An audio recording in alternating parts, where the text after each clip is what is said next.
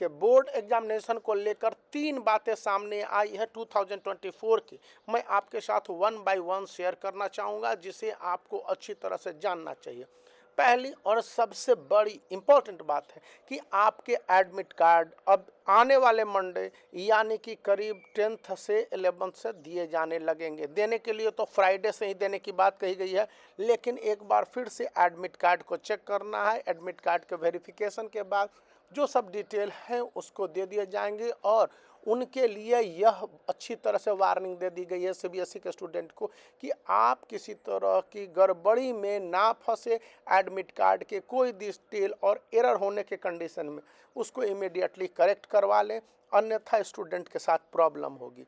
दूसरी बात, स्टूडेंट को बॉल पेन से आंसर लिखने की सख्त मनाही है।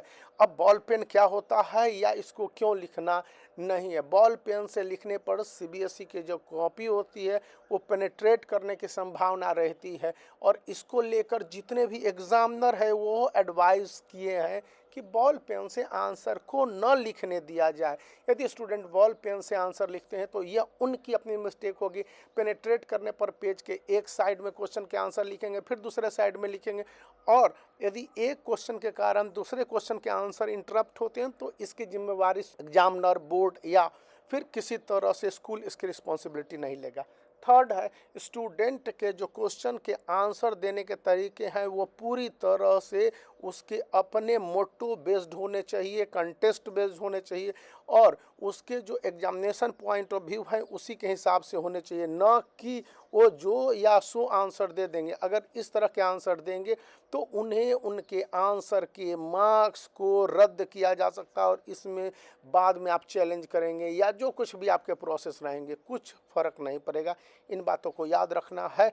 और जो एक और पॉइंट आई है कि स्टूडेंट के एग्जामिनेशन के दौरान किसी तरह के मिस्चीवियस एक्टिविटी या किसी तरह के एररसम एक्टिविटी या उसके आंसर में फॉल्टी किसी तरह के ऑब्जेक्ट पाए जाने पर आंसर शीट में, या आंसर यदि अप टू द मार्क नहीं पाए जाने पर सीबीएसई पनिशमेंट की एक नई सिस्टम को डेवलप कर चुकी है या उसको दिया गया है। उसके हिसाब से है कि यदि स्टूडेंट 2 पेन का यूज कर लेता है या स्टूडेंट ने किसी तरह की गड़बड़ी की है, एक ही क्वेश्चन के 2 आंसर दे दिए हैं या 2 बार एक ही क्वेश्चन के आंसर को अलग अलग नंबर से दे दिए हैं, तो उन कंडीशन में स्टूडेंट के मार्क्स अवार्ड करने के बजाय हो सकता है कि दोनों क्वेश्चन के मार्क्स को नहीं दिया, हो सकता है। अभी तक तो कहा गया कि एक क्वेश्चन के मार्क्स मिलेंगे, एक क्वेश्चन को कैंसिल कर दिया जाएगा, लेकिन रिपीटेशन और किसी तरह के एरर होने के कंडीशन में स्टूडेंट इसका खामियाजा भुगत सकते हैं।